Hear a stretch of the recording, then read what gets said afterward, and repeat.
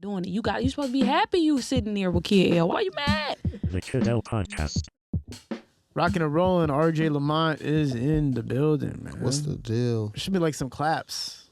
Claps in this bitch, man. They're accomplishing crazy per usual, man. You took it from dominating generation after generation of Detroit hip hop, and now this new generation of this new wave that's coming on you yet again, dominating. Yeah. You're on these massive stages. You're working with BabyTron, Lyrical, Lemonade, Cole Bennett. You're a part of the whole mix at the top tier level, man. How did you? How are you able to do this, bro? Like, how are you able to just continue to figure out how to stay relevant? I'm not really sure. I just know look, you just gotta keep. Well, you gotta do something that's like unique for real. And you gotta keep just grinding at it and just go every day, go hard and go hard. Like, cause I still wake up and do the same stuff that I did the first day. So I wake up, go to the studio, sit in the studio all day, same stuff. It's like rinse, recycle, repeat. Yeah, you just gotta keep doing it. It's more repetition. And if you, the more, like I've been doing it for so long, but I've been doing the same thing every day. Like I don't do nothing else but this. Like people ask me like, what's my hobbies or what do I like to do for fun? I don't like to do nothing but work on music. Damn, yeah. Yeah. Just like, that's like the definition of what true passion is about, right? Yeah. Like when they say if you want to get into something that you love, that's where you're gonna find your most success in because you're gonna constantly grind. But and then like I've been doing it for so long, I don't know nothing else. It's like if I'm just sitting at home, it's like let's go to the studio or let's make a beat or like I don't want to go to like Aspen and ski. Like I don't care about that. I'd rather make a beat. So this is for real. For at this point, it's like it's all I know. I never had time to like go like do all that stuff. But that stuff doesn't even excite me. Like it's more exciting like when I'm just driving down the street and listening to like an old school song and I'm like, damn, like I was just listening to Kanye West Flashing Lights. I'm like, bro, this beat sweet as hell. I'm about to go home and go make some shit like this. Yeah. Constantly staying inspired, bro. Have you been feeling like happier lately, man? Hell yeah. Yeah, because before last time, like I felt like you were in like the midst. Like it's like shit's kind of confusing right now, but I'm gonna get there. Yeah, no, I'm good now. What's been going on? What's been making you more uplifted? That bag came. The bag. You sent me a text recently. I was like, RJ, man, you can't have these conversations with each other because I don't understand your level of money that you're making compared to what I'm making. I mean, you can't discuss these things. Like, Bro, I was sad. That's why I missed the whole episode because of that. Yeah, well, can I say what it was? Or No. Okay, yeah. No. Can I at least say it was substantial amounts of cash? Is what you were complaining about? Yeah. And I Some was people like, come fucking on, up. man, I'm broke over here. You're talking about this money. So Yeah. So money is the motivating factor in keeping you happier because you're finally seeing probably the biggest bag you've seen so far in a long time. No, that ain't the side effect. I'm still the same person I was yesterday. I just don't gotta work. But I mean, nah, it don't change nothing actually. Bro. It don't change anything, like literally anything. Still do the same stuff every day. So nah, outside of that, only thing making me happy is like, my daughter's birthday was like a couple weeks ago. That was fun, but yeah, I don't know. I'm just happy. Like I don't got no carries. I don't got like drama and shit in my life. I ain't got no ops or nothing. Yeah, that's a good way to be as a producer, man. Yeah. Talk about what you got going on with BabyTron, man. You guys are obviously just going from, city to city and just dominating, man. We got on a flight in like 4 hours. Oh, for real? Yeah, bro. And I had to push my flight back because I had to come here. Oh, my fault, man. Damn, that shit. No. Because when I was waiting on you, I was chilling with him and he was like, shit, trying to go too. Whoop, whoop, whoop. And yeah. Well, I'm trying to just pull up, man. It's like you guys are ready going to the airport together. No, he just went to the airport. My flight is just later tonight. So where you guys going right now? What city? I think we're about to go to Atlanta. Oh, okay, cool. Yeah. What's it been like watching this increase? Obviously you're DJing, right, for all this, and you're doing all the sounds, right, for all these. Talk about the early stages of it and walk people through how you started seeing the audiences grow and grow and grow over time. Oh, no, that's like crazy. I recently did a concert in Detroit, and it was like 150 people or something. And the amount of fun they was having while I was DJing, I was just thinking like, oh shit, they probably ain't never seen no shit like this in their life. Like this is probably crazy to them to see somebody DJing like this. And I could tell the difference now. Like the difference is like I've been becoming a way better DJ, but at the same time, it's like, yeah, What? these DJs can't fuck with me. when you're when you're watching the growth of these fan bases, when did you start noticing it goes from when you started DJing for Tron in particular, when did you start noticing it go from like a few hundred people to thousands of people? Like was it like a sudden out of nowhere, or was it like just gradually more people started coming through? It went from 500 to 1,000, and now we about to do 1,500. It's like every tour was different. The first tour was 500 people, the second tour was 1,000 people, and this tour 1,500 people. Yeah, 1,500 people is a lot of people. That's like crazy. Most of your favorite artists only do 500 people. for real? Majority of your favorite artists only do venues for 500 people. Unless you're talking mainstream, obviously. Then it's like I'm even talking some mainstream artists. mainstream artists are doing 500. Yeah, 500 people is like, that's like, bro. Most of these rappers, like most people can't pull out 500 people in every city across the country. Like, nah. That's why them concerts be looking so packed, because there only be like 500 people in there. Like once you get to like 1,500, now you're looking at like the Fillmore, thinking stuff like that. Okay. So bigger venues like the Fillmore. Now Little Caesars Arena, I get it, is like 20,000, but there usually be like 7 artists on that. When it's not just one person doing the show, like just imagine one person. Yeah, we got a show at the Fillmore. It's sold out. Oh shit. Yeah. Yeah, the domination is fucking insane, man. It's been amazing to watch happen. You also got to run into some cool cats, man. You got to run into Nardwuar. Did that mean something to you when you met him, or were you never like really too much of a fan? They from his city. Oh, okay, cool, yeah. Yeah. They out here from Vancouver. Oh, cool. Yeah, I don't know why for some reason when I think about you, I don't think of you being a fan of that, but like I could also see that it might be a thing. So What? Nardwuar interviewed Kurt Cobain. facts. Yeah, Oh, so you're Jay-Z. Okay, so you're hip. Okay. Bro, I was happy as hell to me. I was like, bro, I'm gonna show my mama this one. Yeah. Your mom knows who Nardwuar is? Yeah. That's crazy. You know else? You know who my mom groupied out over? Spice One.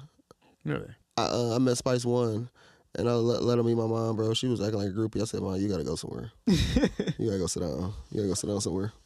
Is anybody that like stood out to you yet? That was almost like a damn moment.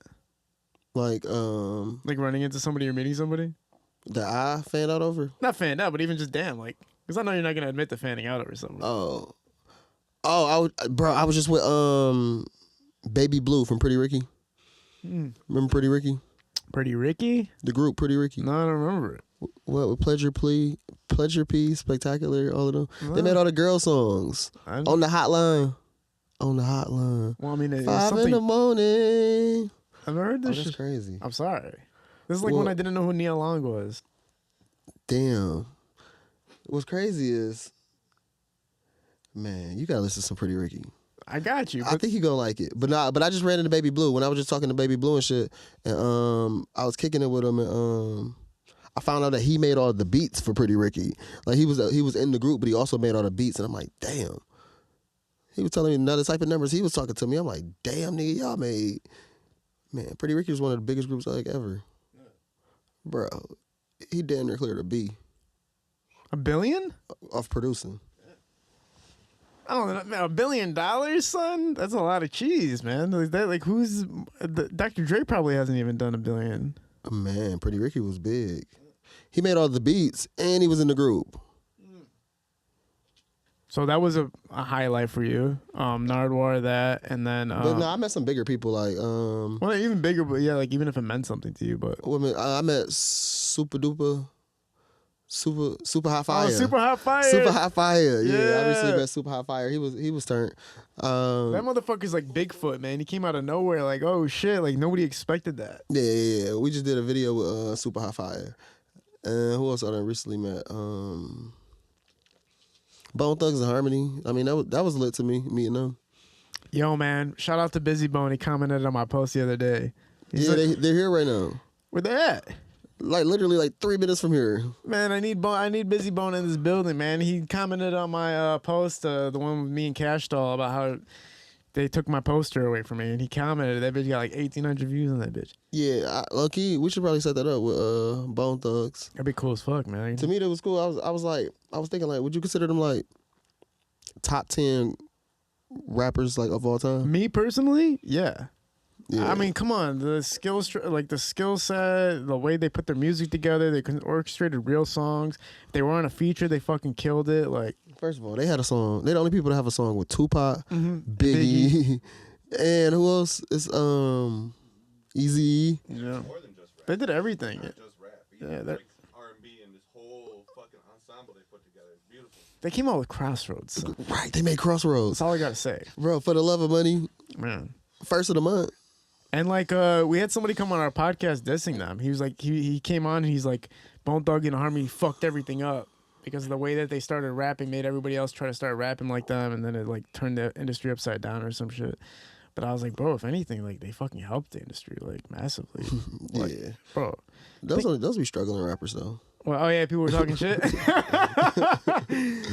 yeah, we gotta elevate the conversations when you're talking to successful people. Yeah. What's been going on with you as far as your own projects? You got a tape, the violin tape, right? Yeah, I'm dropping a new tape next week though. Me and John Boy, I Am Legend. We What gonna about drop the it world's next month. smallest violin? That dropped about 4 months ago. Are you serious? My Yeah, bad. it got over 15 million streams total. Oh, okay, shit. Yeah, so it's doing straight. But I'm trying to do something bigger than that. I'm trying to get like 200 million streams on this next one. 200 mil is pretty good. Who do you got coming up on the tape? It's just me and John Boy. So who's rapping on it? Just John Boy? And you John did the Boy's beat? rapping. I did the beats. Okay, cool. Yeah. You did an interview with Dogface Calderon recently, man. How do you feel about his emergence? You put me on him. For No, real? I knew him, but you put me on him. What do you mean? You told me to do his podcast. How'd you feel about it? Did you like the... I like it. Yeah. I know him. Like I knew him. I knew him for years. He always been like that. He gets like a lot of criticism for his way of looking at things and whatnot. But what is anybody going to do to him? That's a good fucking question.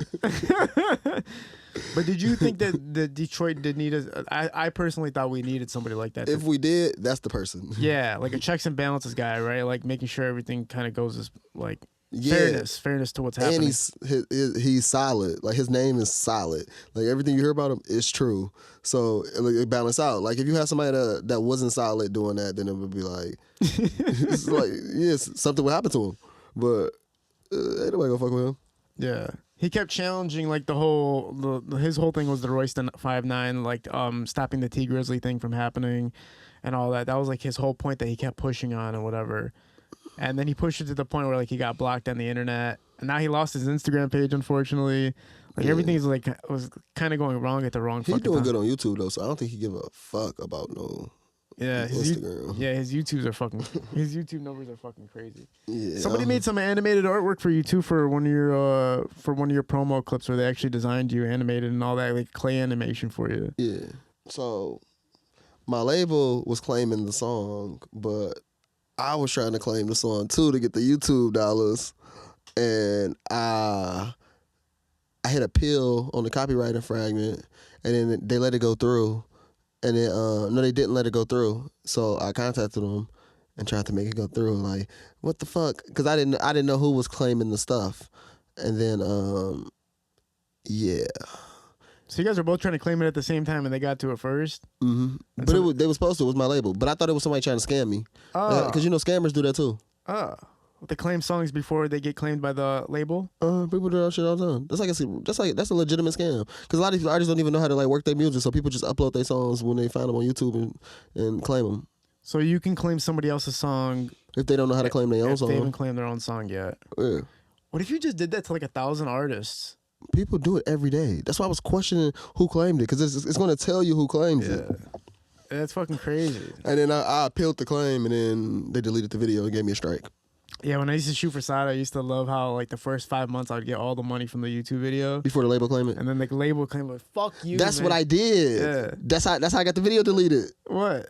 I tried to hit appeal when the label took over after the first couple months. Man, yeah. Because I thought I was gonna get off. I ain't gonna lie. I thought I was gonna get off, but nah, they want their money back. I used to get off, bro. I made like 15 racks off of shooting music videos for school. I was like, wow, I'll never charge you for a damn thing, son. Man, How could I ever charge you? Man, that's how it was when I used to do mixtapes. What do you mean? Because I would get the songs a couple, like if you had a CD coming out and you had like 3 good songs that you knew was gonna be on there, I would get them first and I would put them out, and I would get all the first couple months streams before the CD come out. Man. Yeah. You know what's funny about you is like you figured out all this way to make massive amounts of cash, but it's like you don't want to do anything with it. Like, because I just like the working aspect of it. Like I like to be working. So what do you do with your money? Nothing. You just chill, like I just chill. That's it. Like fuck It ain't no point in being like flashy and all that shit. Like I forgot. Like I got my chains on and shit. Like, it ain't no point in being flashy. Like, I'm gonna be RJ regardless. So I just be chilling. Has it been easy for you to understand the new waves of rap that are coming out? Like you always figure it out, but like this is the most different time that Detroit music has ever been, in my opinion. Like this is a sound that I don't think we've ever seen develop to the way it's developed, and especially when you're dealing with the artists in the camp that you're dealing with like the Shitty Boys and stuff like that. Just totally different sound. How are you finding ways to fit in? It's like, how do you find out what sounds right in this young ass audience and what they want? I don't know. They like me. Like you gotta think like most of the artists, like most of the younger artists, they grew up listening to my stuff too. So they just like me hanging out with them. Like, yeah. I ain't saying like, yeah. I don't know. But even like the audience is like these are like Kids. college kids, right? But they still grew up listening to my music. Like when you think of Detroit music, I will be what you think of. So it's like, oh, that's him right there. So it's like the same to me. I just, like what I do is like a timeless. It's like timeless, so it don't really matter. But it is cool that the fan base is younger now. Because since the fan base younger, it just made me think I got another 20 years of doing this. If you figured this new wave out, then you got them for the next like 20. Yeah. I just did a EDM festival in Vegas. All they wanted me to play was Detroit music. Yeah, the whole EDM festival. They didn't want me to play nothing but Rio. So like, what the fuck is that? How was the EDM part about that? Well, you know, it's just a different vibe. Like, you always go to EDM festivals and you always hear the same music. But wouldn't it be cool if RJ came out playing some Rio during this festival? Well, you had Danny Brown's show. Yeah, I did. Yeah, I did do that Danny Brown show. That was with Certified Trapper. Certified Trapper performed at the Danny Brown show. And I DJ'd for him. And, no, that was crazy. He booked an empty, cold-ass warehouse. It was, what was it? The Russell. It was just an empty warehouse. They put a stage in it. 4,000 people in that bitch. You talking about the Russell Industrial? Yes. Packed it out. The whole place packed out. Going crazy. Bro, I had that bitch rocking though. I was probably, yeah. People remember me after that day because they didn't really know who I was before I was there. Yeah. His fan base is completely different though, right? Like from the Detroit fan base. Not for real. It's the same fan base as BabyTron for real. It's just the older version. Yeah, well, I mean, I'm saying like that's not street rap. Obviously, it's not like that fan base, right? Oh, I mean, nah. Danny Brown is from the streets. Yeah, but I'm saying like his music isn't put out like that. Isn't it? You ever listen to it? Yeah, but it doesn't sound like trap rap type shit, does it? Danny Brown is trap rap. Yes. This whole time, Danny Brown is like Bodie James trap rap. Yeah, but that Boldy James is different too, though. Bodie James is like trap. Bodie James' first song is "I Sold Dope All My Life." All right. Yeah, it's like real Detroit music. I don't know. When I hear Danny Brown, I don't think of that. I don't think it's street rap when I hear It's just because of the beats you probably don't. Because it's real. He's a really, really good rapper. That's why he got all them white fans. Yeah, he's fucking sick. I'm not gonna lie. Yeah, he has a podcast too. You should. Yeah. I met him. He was cool. What was the conversation like? We didn't get that deep into the conversation. I didn't meet him like that. I was just being the DJ for Certified Trapper. Yeah. But I did get to meet him and stuff. Talk about Certified Trapper, man. This guy's obviously taking off. He's blowing up. Yeah. The craziest thing ever is like he takes my when we was on tour, he would take my MacBook and make a beat on it on Logic, and then he would use this microphone that's on your MacBook. He would record the song, and then he would wake up, and then he would get his iPhone, and he would shoot the video, and then he would edit the video, and then he would put the song out and perform it at the next day of the show. That's pretty insane. I thought it was pretty insane too. Yeah, that's pretty. I was like, what? You're gonna record on my MacBook and actually use the audio? Yeah. And the shit worked out. Shit sound fire too. These kids, man, they're figuring it all out. All in one system. Yeah. I be hearing people on your podcast hate on Tron all the time. No. Only like one person for real. That clip must be that viral that I just keep seeing it on my timeline. Maybe true. Yeah, well, because he put it out everywhere. He put it out in the world, and it wasn't supposed to get out there like that, but it did. But basically, Baby Truth was saying like The only reason BabyTron's successful is because he's white, and white people support their own, and black people need to basically support their own. And like that was his whole premise, basically. Bro, you see where BabyTron at in his career, wherever you can say is at? He's still in the studio every day from 8 a.m. to fucking right now. Every day. On Valentine's Day, on Christmas, on Thanksgiving. He's still in the studio every day. His last CD he put out, he mixed and mastered it, and he recorded himself. Oh, damn. So it's like, I mean, you could use that as an excuse, but is whoever saying that same comment doing those same things? No, he's 9-to-5ing it, and he's putting out good music. It's just like what Eminem. I read Eminem's book one time. He's mixing and mastering his own music. Bro, I ain't never mixed and mastered in my life. I always sent it off to somebody else. It's actually better to do that because you get fresh ears. Yeah. But I mean, with podcasting, it's easier. But the whole thing is like, he's 9-to-5ing it. He treated it like a job. That's like anybody who treats anything like a job, and they're legendary at it. You can't say shit to them. That's it. They did it. Yeah. So it's like, I mean, you can make excuses on why he doing what he doing, but yeah, anything you say with his name in is gonna get views like that. Yeah, because he's that big. People don't even realize how big he is. What? So you guys are just having fun, right? You're just making music. You're just touring. You're just having fun, pretty much at the end of the day. Yeah, we go back on tour in February. Yeah. What's been the coolest experience so far for you out of everything? That you got out of this last tour? This last tour was crazy because it was the Midwest. I found out crazy stuff about the Midwest that I didn't know. Like, I didn't know that Oklahoma, Arkansas, Nebraska was all part of the Midwest. So I found that out. Why did that matter? Did you know that Oklahoma was part of the Midwest? I don't know where fucking Chicago is. That's what I'm saying. Like, why would you even go that way? Like, I'd never been to Oklahoma in my life. I'd never been to fucking Arkansas. I'd never been to Nebraska. I'm like, bro, why would you even come here? Why is it ghetto and shit? No, it's nothing there. It's just empty? It's just empty and hot. Yeah, that's how I'm wondering how you guys find these audiences. Like, they all just come out of nowhere. Like, how the fuck do you know where to book to get everybody in the fucking building? Like, analytics. Just looking at the cities on the Instagram and shit? Yeah. And YouTube and whatever? Yeah. And then you just map it out from there? It ain't that hard. Yeah, that's how you be telling people. That's why people be terrible artists. They don't even know simple stuff like that. Yeah. Well, because you don't believe it's true when you do it. Like, you don't believe that, like, oh, just because there's 90,000 people listening to me in New York that I should target New York. Like, your brain doesn't really comprehend it unless you go do it and see the people in front of you. Oh, yeah.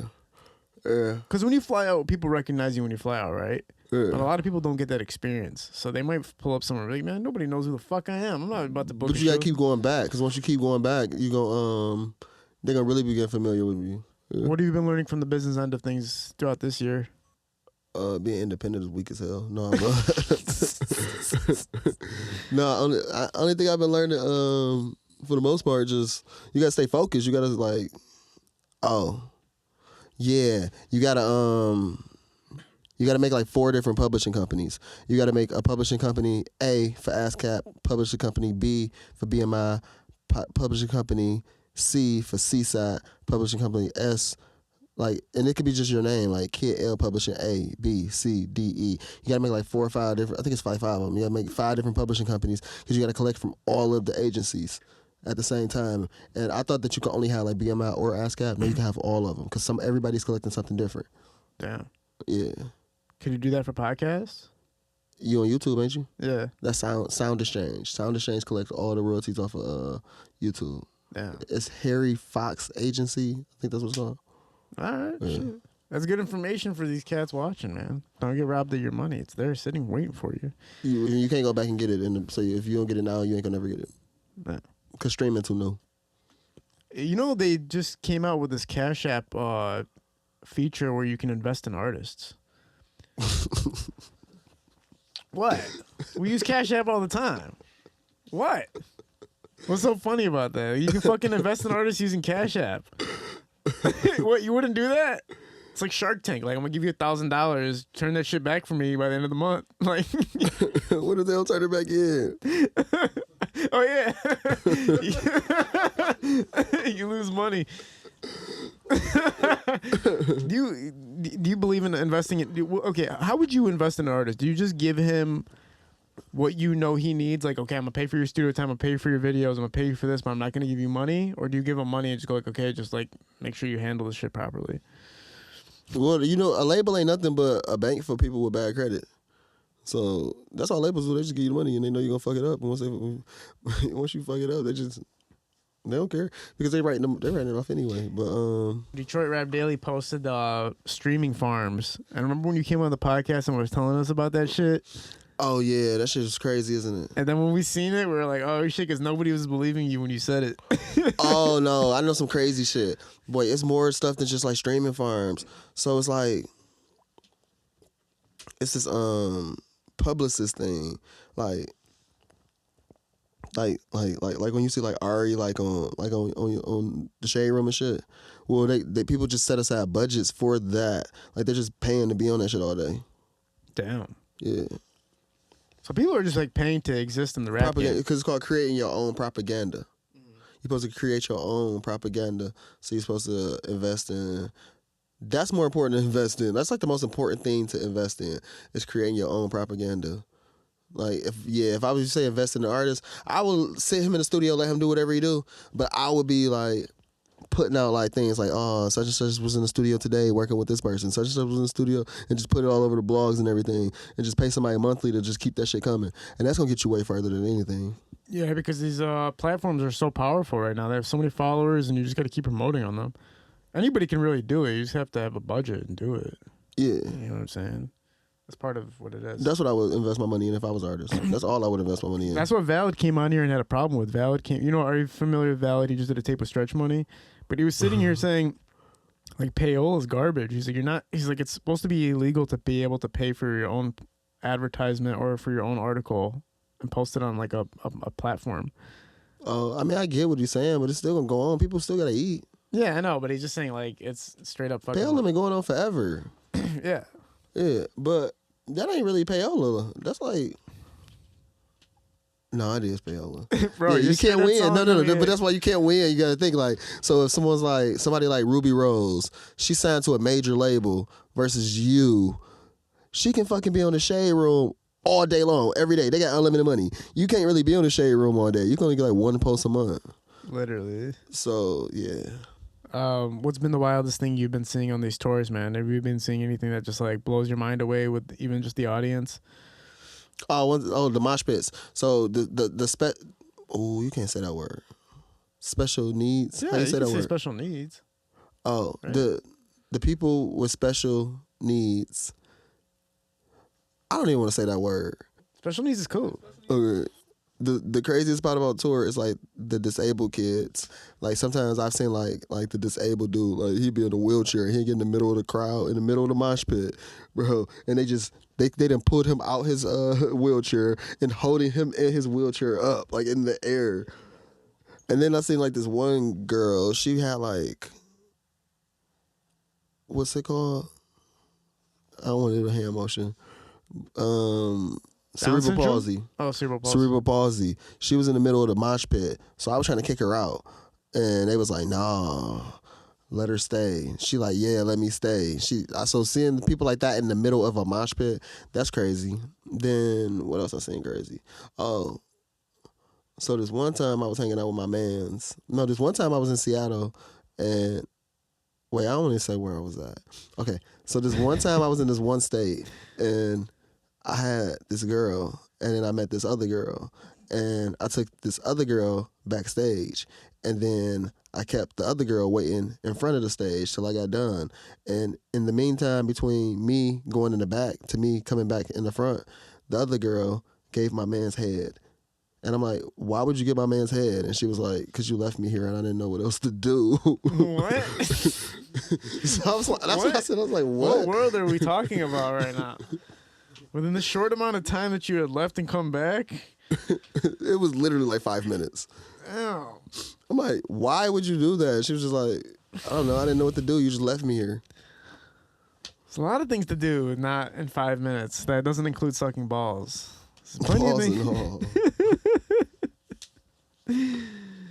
So damn, you're still bacheloring it up. Perfect time to be doing that because you're on the fucking road. Oh, yeah. No rules, no limits. Yeah. No, it's kind of cool. I don't think no woman to be for me, like, for real. Ain't nobody gonna put up with my lifestyle. Who wants to be able to do that's gonna leave for 6 months out the year? Would you? Yeah, but also not cheat for 6 months, right? Like for when you're gone. It wouldn't even matter. 6 months of being gone. Could somebody really just stay celibate for 6 months? Nah, it ain't happening. Not in this day and age. It ain't happening. So I just cool with being friends. Yeah. Yeah, that's a good way to do it, dude. You're fucking on the road. You're fucking touring. You're living a fucking celebrity life. Like, why the fuck would you add a woman to that equation? It makes no sense, bro. Literally. Yeah. Like whatsoever, man. Talk about some of the new projects that you do have coming out, man. Besides the tape I got with John Boy, I'm about to start working. I just submitted some beats for Babyface Ray, and I just submitted some beats for Lil Mello, and I just sent some beats to just them two. Them only two people I sent some beats to recently. Yeah. I noticed Cole Bennett's been tapping in a lot, man, and showing support even to some of the guys that I didn't even know he had connections with here in Detroit. Do you still maintain a connection with Cole? Yeah, the first time I ever met him, I walked in the room and he called me by my first and last name. I was like, how do you know this? Like your real first and last name? Yeah. Why? How did he know it? Yeah, that too, but why? First and last name? I recently was there, though. Like, I was just hooping at Lyrical Lemonade where I put up like 40. You did it, man. I for sure put up 40 and I dunked. What are you talking about? How short was the rim? It's a 10-foot rim. You can't dunk? I know. I ain't dunked, but I did put up like 15. Yeah, man. Yeah. Remember when you were telling me about the producers, when you would go to these producers to learn what they were doing, and then you figured out that they've been learning from you their whole life, so it's almost like you were recycling what you've learned from just other people. Is it still kind of like that, or do you feel like you found exactly the sounds you're looking for now? See, I've been going to these producer camps now, like with like labels and stuff. So we go to these producer camps. It's like 40 producers, and we're just all in a house working with all the artists assigned to like these major labels and whatever they're trying to do. Like, I know right now they're not even pushing American artists. They like doing all that, like that reggaeton and all that type of stuff. So they just put you in a house with like 10, 15 of those type of artists, and y'all just stay there all weekend, and y'all just do beats. And yeah, like I've been working with Big Head, you know, little pump producer. Yeah. Big Head on the beat. He made Gucci Gang. I'm working with him. Then you know Ty made Kodak Black Walk, and he made that V's song. He made all them V's beats. But I've been working with them a lot. Hell of a too. What's it like? Do you guys just sit in a room and actually communicate, or do you just like we just make our beats simultaneously? Like, how does it work with the communication in those rooms? We're probably sometimes we just use one laptop and it'd be like 5 or 6 producers. Really? Yeah. And it's just like easy workflow. Is everybody figuring out how to make the beat sound the best it can possibly be? Yep, especially because everybody signed and everybody got to sign a split sheet. Oh, cool. Yeah. So you're splitting, if it's one song, if 5 producers are on it, you have to split between the 5 and the artist? Well, that's not what's important. The most important part is all about always getting placements and being on every CD. And 5 great people is going to be better than 1 great person. What placements have you been getting? I recently got one with Rod 49, and I think I'm about to work with Offset. Cool. Yeah. And then I just did the stuff with Bone Thugs a couple days ago. Sick. Yeah, but that's all that's been recently. I'm trying to reach out to Wiz Haven and EBK J-Bo. Those are the next 2 people I want to work with. So you guys create the beats and then they figure out where the beats are going to go. Is that pretty much how it happens? Yeah, because they own the beats. We don't own the beats. Oh, that's cool as fuck. Yeah. Is there anything you want to talk about before we close out? Not for real. I ain't got too much exciting shit going on at this point in my life. You sure, man? Because you're going on tours and selling out shows and shit. But I've been doing that shit for 2 years now. Yeah. No, like right now at this exact moment, like I've been home since August, and I haven't been doing nothing but sitting in my house. You know what? You know what's been exciting for me? Redecorating my house. That's all I've been doing. What are you doing with the regular decorations, man? I just got a new couch. I just got a new bedroom set. I just set my studio my studio look like it's in Miami. My studio look crazy like in my crib and shit. But that's literally the most fun I've had since I've been home. And it's like, because I don't want to go to no clubs or nothing. Like, I don't care about that shit. I'm looking for some hoes. I already fucked all the hoes. For sure. All right, cool. You want to announce your projects one more time for everybody? We got the new mixtape with John Boy, I Am Legend, dropping within the next week or so. We really just waiting on this one video to get shot, and it's about to drop. And outside of that, just RJ, just keep tripping, man. So, appreciate you being a part of this. We're at Parallel Sound Studio, High Level Visual Studios Productions. We're out. Yeah. Peace.